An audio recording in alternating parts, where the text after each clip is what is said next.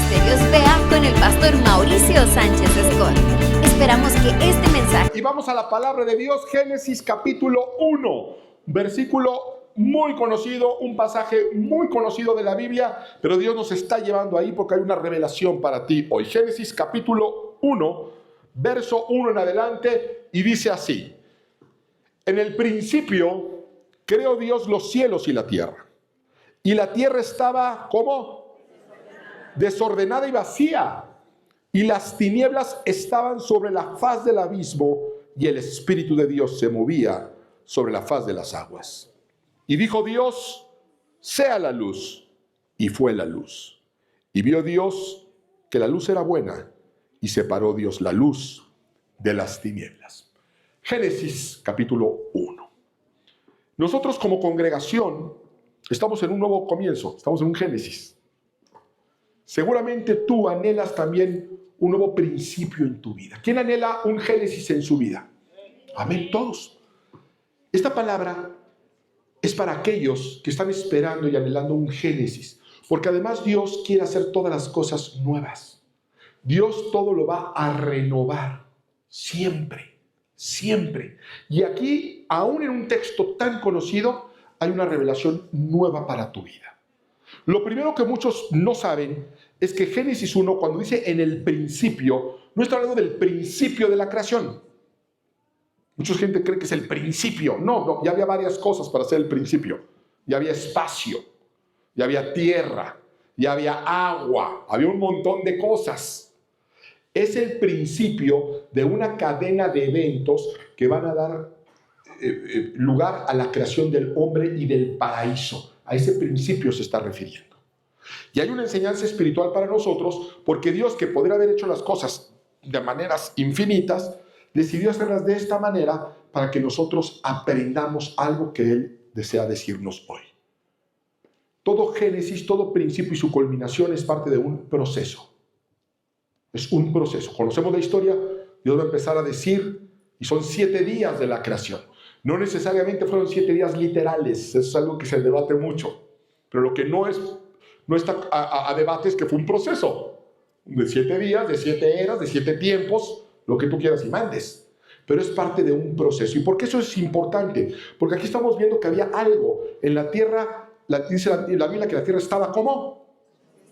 Desordenada y vacía. ¿Dios es un Dios de desorden? ¿Dios es un Dios de vacío? No. Entonces, ¿de dónde salió ese desorden? ¿De dónde salió ese vacío? ¿De dónde salieron esas tinieblas? Obviamente ya Satanás había intervenido y empezó a poner desorden en el plan de Dios.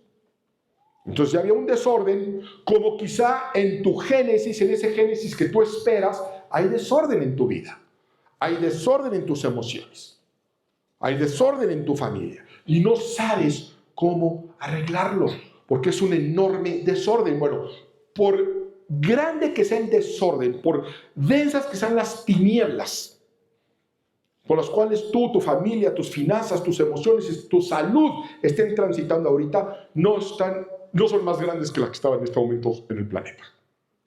Eran unas tinieblas que cubrían toda la faz de la tierra. Era un caos que estaba en toda la tierra. ¿Y cómo Dios arregló eso? Lo arregló en un proceso y lo arregló por medio de su palabra. Dice la Escritura que Dios dijo: sea la luz, y fue la luz. Y luego dijo otra cosa: que se separe lo seco de lo mojado, y se separó. Y luego que sean las lumbreras, y sucedió. Y luego que la tierra produzca fruto, y sucedió. Así que si Dios puso orden en el macro de esa manera, Dios, que es un Dios de orden, lo va a hacer también en lo micro. Así que si hay desorden en tu vida, si hay tinieblas en tu corazón, la manera en la que Dios lo va a ordenar es por medio de su palabra. Por eso es tan importante venir aquí con esa conciencia. Es la razón por la cual declaramos antes de empezar. Lo que pasa es que luego cuando repetimos algo cada semana se empieza a volver una costumbre y ya ni analizas que lo que estamos haciendo es conviccionarnos a decir: esta es la palabra de Dios, es fiel, es verdadera, Y yo preparo mi mente y mi corazón para recibir esa palabra que va a traer orden en mi vida, que va a disipar el caos y que va a disipar toda tiniebla. Amén. Muy bien, entonces hoy Dios nos reunió para mostrarnos una palabra que si tú la aplicas, porque además hay algo, ¿dónde está la diferencia? La diferencia es que fíjate nada más, Dios decía, sol, actúa, y el sol actuaba. Le decía a los mares, extiéndase o retráiganse, y el mar obedecía. Aquí Dios nos dice qué hacer y nosotros no obedecemos. No obedecemos a la palabra de Dios, sino ya hace tiempo que se habría esfumado ese caos en el que estamos. Dios nos trajo hoy para hablarnos de un principio, el principio do ut des. Do ut des, tan raro, es una frase en latín que se podría traducir al español como toma y daca, pero no le hace justicia. El toma y daca no le hace justicia. Viene a ser un concepto que abarca algo como yo tengo que soltar, yo tengo que dejar ir para poder recibir. Es lo que vendría a ser el toma o daca, o el do ut des. Y a mí me gusta ejemplificarlo. Quizá tú tienes las manos vacías, tienes una gran necesidad, y llega Dios con un enorme regalo, una enorme bendición, y la deposita en tus manos y tú la recibes. Pero luego viene con un regalo más grande. Y para recibirlo, ¿qué tendrías que hacer? Pues dejar el otro para poder recibirlo. Ese es el concepto, el espíritu detrás de esta enseñanza. Hay cosas que tenemos que soltar para poder recibir una bendición mayor. Y por eso yo te pregunto hoy, ¿qué necesitas soltar para que Dios te dé lo que tiene preparado para ti? Porque todos hemos recibido bendiciones de parte de Dios, ¿no es cierto? Respuestas de parte de Dios. Hemos visto milagros de parte de Dios. Y nos aferramos luego a eso que nos dio. ¿Por qué no lo dio Dios? No estamos hablando necesariamente de cosas malas. Pero ¿qué crees? La Biblia dice que Dios nos lleva de gloria en gloria y de victoria en victoria. Entonces, entre más cosas recibas de parte de Dios, vas a tener que aprender a renunciar cada vez a cosas mayores. Y llega un momento donde se vuelve complicado. Y no te das cuenta que entras en un estancamiento por no entender el poderoso principio del toma y daca, del do ut des. En la Biblia está llena de ejemplos de personas que soltaron lo bueno para recibir lo mejor. Y un ejemplo extremo de esto es Abraham, que Dios le pidió que dejara ir a su hijo, a su único hijo. Y además fíjense qué fuerte para Abraham, porque Dios le había hecho una promesa, que por medio de ese hijo iban a ser bendecidas todas las naciones, que por medio de ese hijo su descendencia iba a ser como las estrellas en el cielo, y de repente le pide que lo deje ir, que lo suelte, que lo sacrifique. Y Abraham está dispuesto a soltarlo. Por eso es Abraham, por eso es el amigo de Dios, por eso es el padre de la fe. Pero fíjate las enseñanzas ocultas que hay en la palabra de Dios. Vamos a Génesis 22, estamos en Génesis 1. Bueno, vamos al Génesis 22, a partir del verso 12. El primero que llegue dice, amén.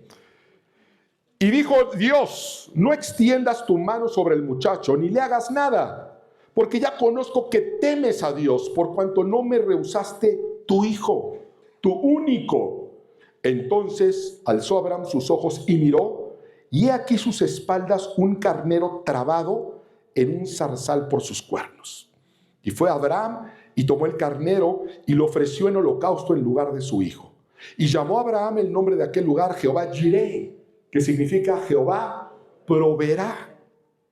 Por tanto se dice hoy, en el monte de Jehová será provisto. Fíjense, nosotros entendemos, y las palabras son importantes, que cuando la Biblia dice entonces, es la continuación, es el efecto a una causa, a una acción.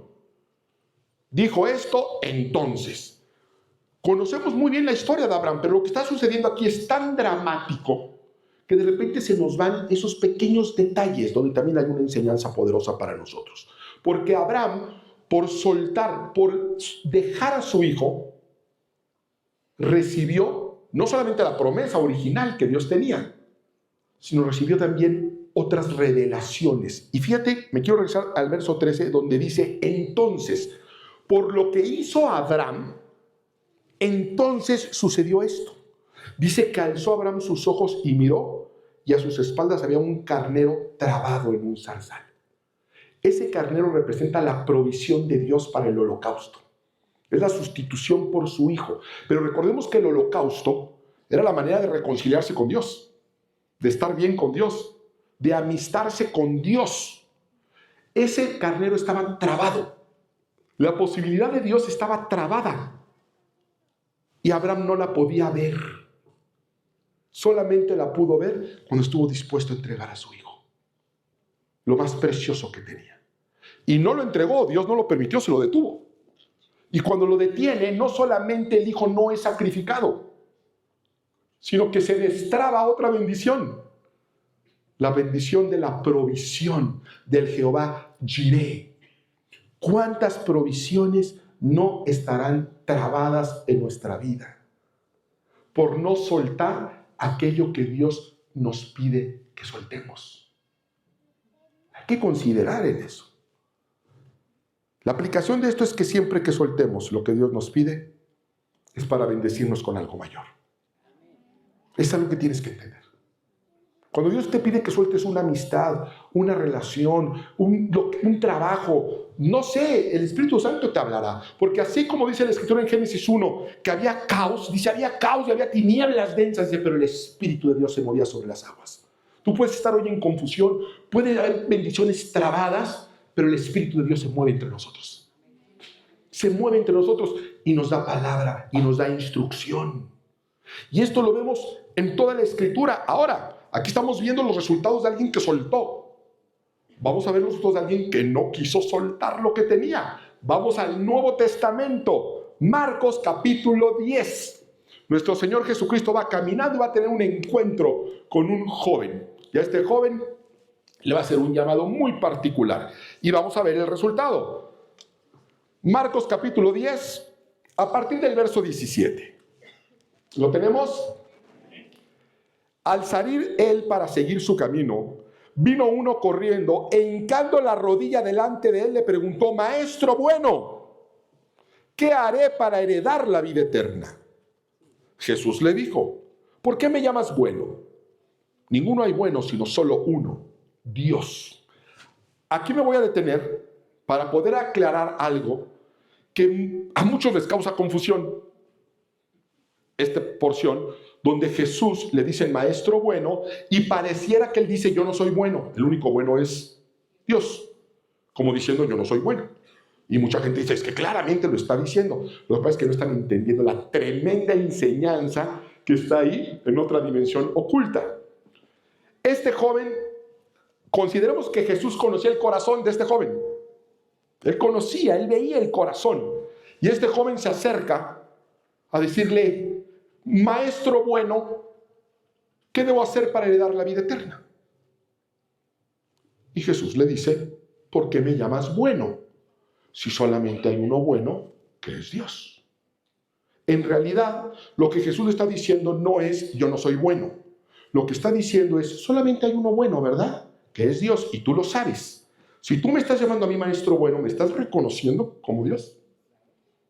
Esto lo podemos conectar directamente con otra palabra de Jesús cuando dijo: ¿por qué me llamas Señor, Señor? Y no haces lo que te pido. Porque todos nosotros reconocemos a nuestro Señor Jesús como Señor y Salvador de nuestra alma, amén. Pero a veces como que nos gustaría nada más aceptarlo como Salvador. Pero quizá como Señor no. Porque hasta donde yo entiendo, si hay un Señor, el Señor manda y el siervo obedece. Punto. No hay otra relación. Así debe funcionar. Entonces, cuando él se acerca con Jesús y le dice, maestro bueno, dice, sí sabes que bueno solamente hay uno, ¿verdad? Dios. Que me llamas bueno, espero que reconozcas que mi enseñanza viene de parte de Dios, porque yo soy bueno y yo soy Dios entre nosotros. Amén.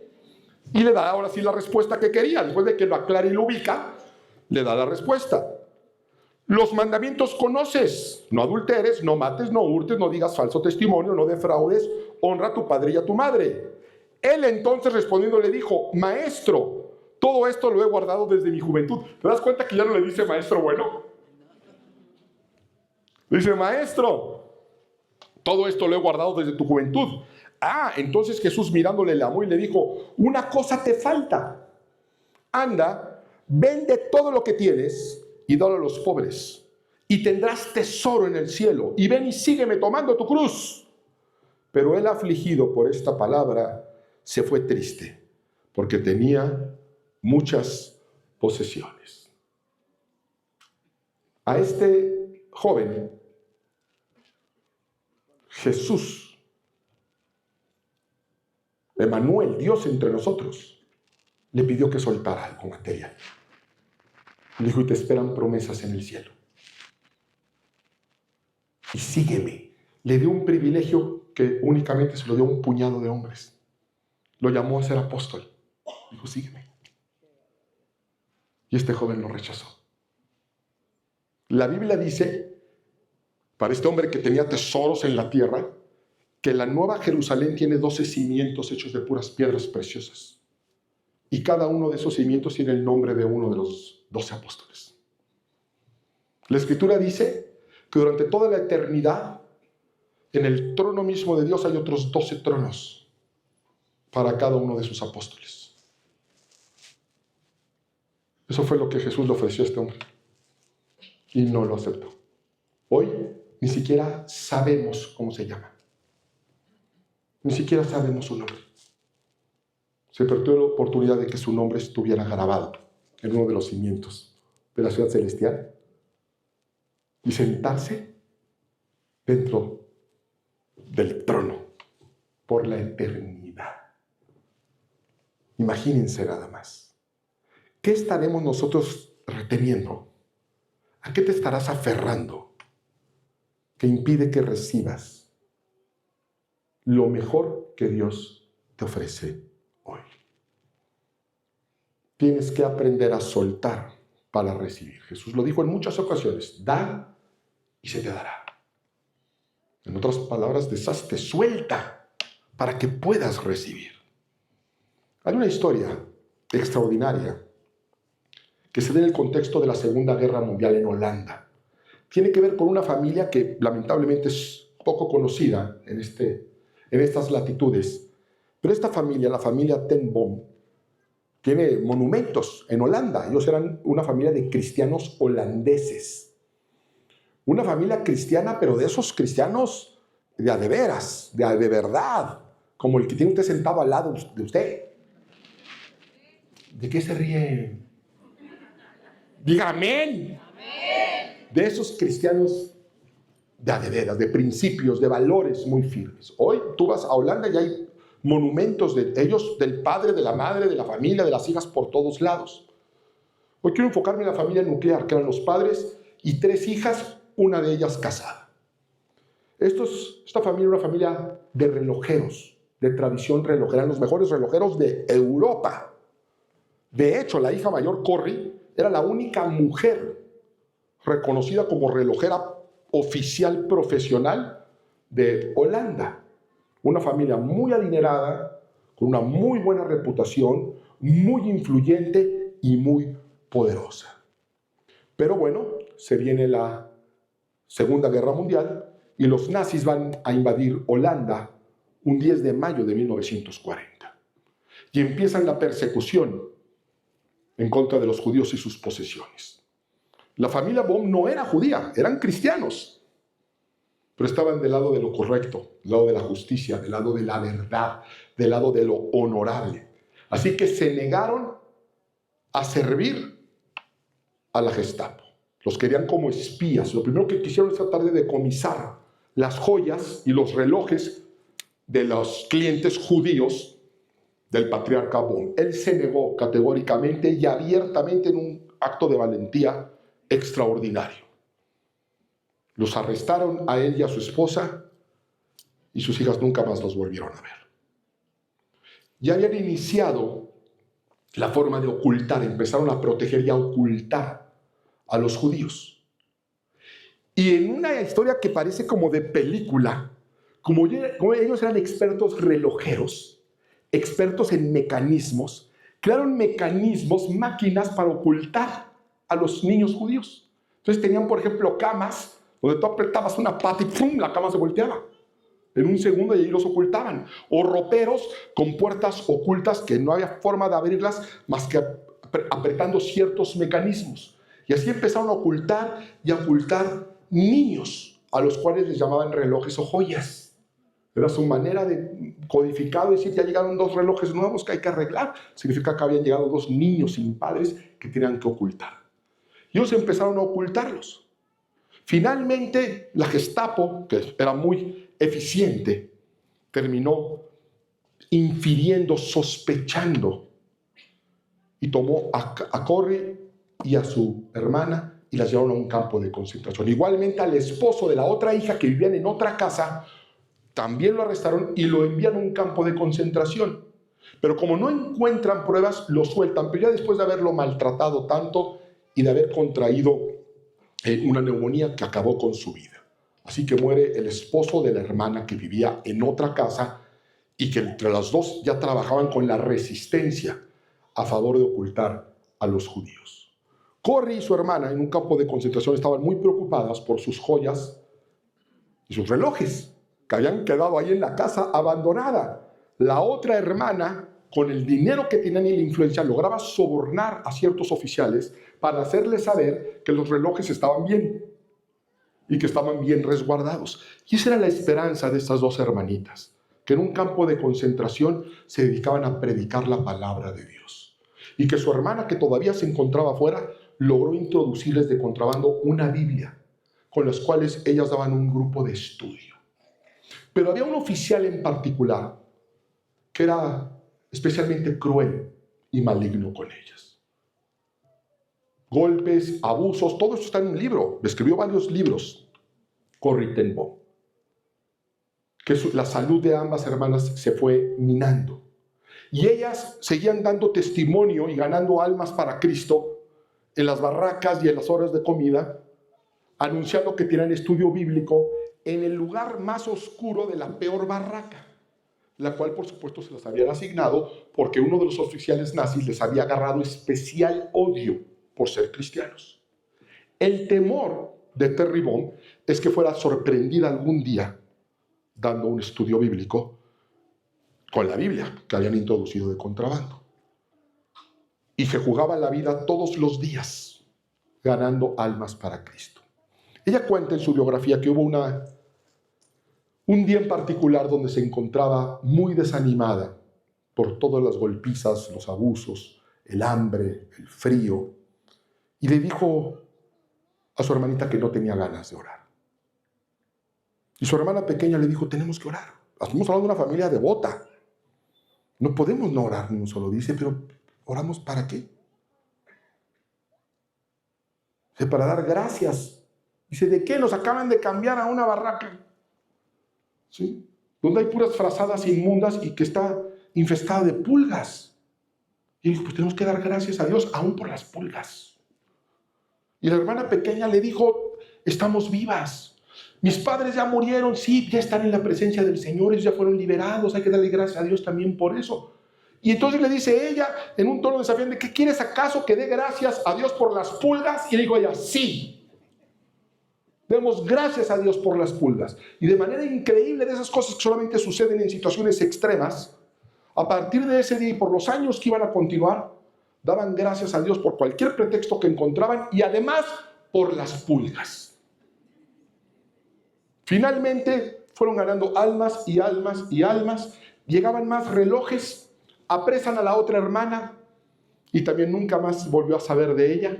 Y ellas quedan solitas en el campo de concentración, ya sin noticias de lo que estaba sucediendo en el exterior y con su salud sumamente minada, pero orando y dándole gracias a Dios, porque ellas intuían que había un propósito y que había que hacer el bien donde la oscuridad era densa. Fue tanta la vehemencia y la unción de estas hermanitas que incluso llegaron a ganar para Cristo oficiales nazis, guardias nazis, que todo esto sucedía en secreto, con el terror de ver en qué momento entraba este oficial, las sorprendía y las mandaban a ahorcar o fusilar. Finalmente, cuando en el campo de concentración que se encontraban, se anuncia que la derrota de los nazis es inminente y que los aliados están cerca de llegar para liberarlos, este oficial en particular, sabiendo que su causa está perdida, sabiendo que le quedan horas, en realidad fueron 48 horas antes de que entraran los norteamericanos a liberarlos, toma a la hermana mayor y la ejecuta enfrente de Corey. A tan solo unas horas de ser liberados. De ese tamaño era la maldad de este hombre. Finalmente, Corey es el único miembro de su familia que sobrevivió y sale al mundo para contar su increíble historia. Sale para reunirse con sus relojes y sus joyas. Más de 800 niños. Más de 800 niños salvaron la vida por las acciones de esta familia. Ella empezó a dar conferencias por todo el mundo y en uno de esos conferencias que le tocó dar, ella falleció en 1983, a una edad muy avanzada, después de haber escrito muchos libros y haber dado conferencias en todo el mundo. Le toca dar una conferencia en Berlín. Y ella cuenta en uno de sus libros que al final se juntaba una gran multitud de personas para saludarla, para estrechar su mano o para que le firmara su libro. Y dice que ella recuerda que lo único que vio fue una mano extendida de un hombre que no le dijo nada. Ella le llamó la atención, que no dijo a nadie, voltea la mirada y de inmediato reconoció a ese oficial que había ejecutado a su hermana. Ella se quedó sin saber qué hacer, pero veía en el rostro de este hombre años de culpa y de remordimiento, que le estaba extendiendo su mano pidiéndole perdón.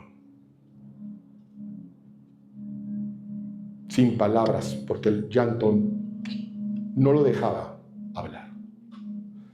Y Corey tuvo que tomar una decisión.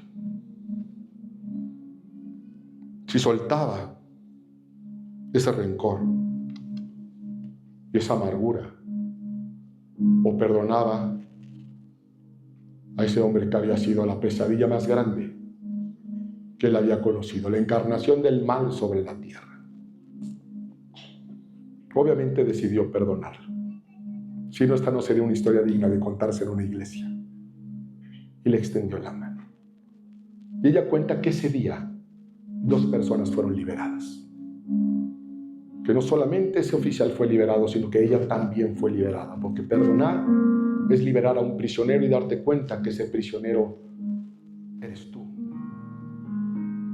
Contaría que después le escribiré una carta para ver si él podía aclararle una duda que ella siempre tuvo. ¿Cómo era posible que este hombre que siempre estaba al tanto de ellas, que siempre las asaltaba, las emboscaba, durante tantos años nunca hubiera entrado a la única barraca donde nunca fue sorprendida, que era la barraca donde ella daba estudios bíblicos, en el campo de concentración? ¿Qué lo impulsaba a no entrar? Porque ella cuenta que incluso la sorprendía en el baño. Todo lo que podía incomodarla o tratar de sorprenderla, lo hacía. Y ella siempre se quedó con esa idea: ¿por qué nunca entraste a ese lugar? Y él le respondió por carta: porque el lugar estaba infestado de pulgas.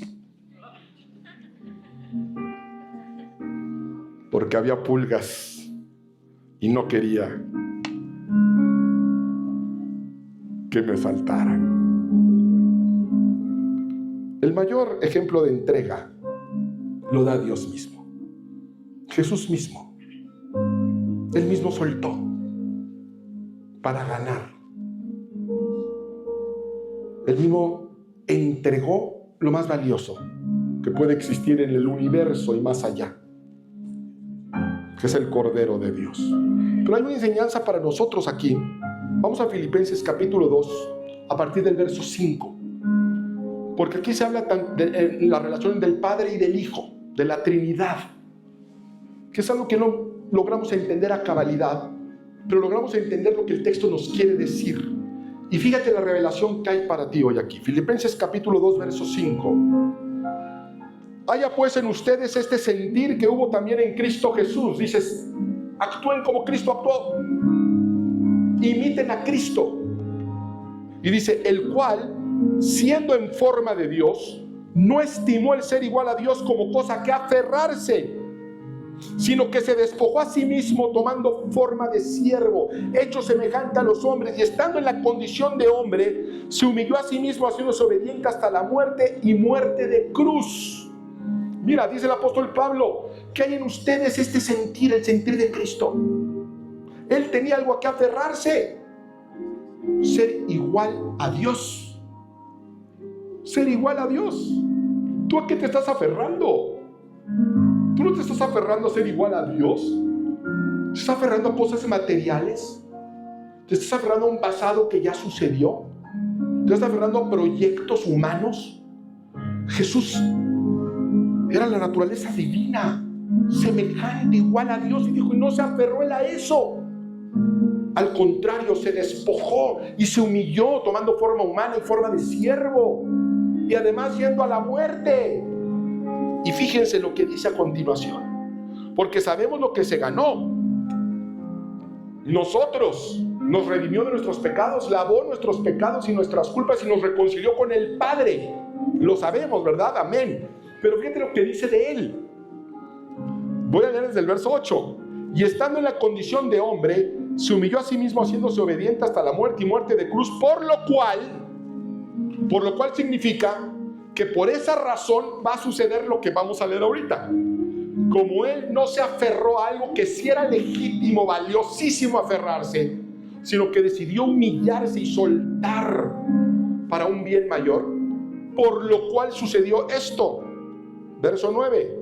Por lo cual Dios también le exaltó hasta lo sumo y le dio un nombre que es sobre todo nombre, para que en el nombre de Jesús se doble toda rodilla de los que están en los cielos y en la tierra y debajo de la tierra, y toda lengua confiese que Jesucristo es el Señor, para gloria de Dios Padre. Jesús fue exaltado. Esa acción nos redime, nos enemiga, nos vuelve amigos de Dios, nos purifica, nos santifica, pero hizo que Dios a él lo exaltara hasta lo sumo. Hasta lo sumo, ¿sabes qué significa? Que no hay lugar más alto ya. No hay manera de que alguien sea exaltado más. No hay una posición más alta que la que tiene Jesús. ¿Y cuál fue la razón? Fue la consecuencia de despojarse por obedecer a Dios. De despojarse a algo que realmente era valioso, no a lo que nosotros nos estamos aferrando. Y que Dios nos ha dicho desde hace mucho tiempo y de muchas maneras, no te aferres a eso. Suéltalo. Aunque para ti sea valioso, aunque para ti sea legítimo. Hay gente que está legítimamente ofendida. Hay gente que está legítimamente lastimada. Hay gente que legítimamente clama por sed de justicia. Pero Dios te dice, no te aferres a eso. No importa cuán valioso te sea, cuán importante te parezca, no es más importante que lo que Abraham entregó. No es más importante que lo que Cristo entregó. Y está ahí para que nosotros tengamos ese mismo sentir. Dios nos reunió hoy porque te está pidiendo que sueltes. Si tú realmente anhelas un Génesis en tu vida, tienes que ser obediente a la palabra de Dios. Y si la Biblia dice separes el agua de lo seco, tienes que separarlo. Es la manera en la que Dios va a separar la luz de las tinieblas. Por eso yo quiero pedirte que examines tu vida y que tomes la fortaleza para disponerte a soltar en fe aquello que Dios te ha pedido para recibir lo mejor que Dios te tiene preparado. Por eso quiero culminar pidiéndote que cierres tus ojos. Cierra tus ojos y tómate el tiempo que sea necesario para preguntarle al Espíritu Santo: ¿qué me estás pidiendo que suelte? ¿A qué debo dejar de aferrarme? ¿A ese sueño? ¿A ese proyecto? ¿A esa falta de perdón? ¿A esas costumbres? ¿A esas amistades? ¿A esas relaciones? Yo no lo sé, pero sí sé que Dios quiere disipar las tinieblas en nuestra vida, acabar con el caos en nuestro matrimonio, en nuestras relaciones, en nuestra familia, e iniciar una cosa nueva y una cosa buena, un proceso cuyo final será que diga que Dios lo vio y dijo: y es todo bueno, porque la voluntad de Dios para tu vida es buena, es agradable y es perfecta. Dios nos reunió hoy con un propósito: que dejes de aferrarte, que sueltes y que confíes en Dios. Tómate el tiempo que necesitas. Fluye con la alabanza para que el Espíritu Santo traiga convicción de cambio y de renuevo en tu vida. Ministerios Vea con el pastor Mauricio Sánchez Escort. Esperamos que este mensaje sea de bendición para tu vida. Para conocer más, visita nuestro sitio en internet www.iglesiavea.com. Gracias por escucharnos.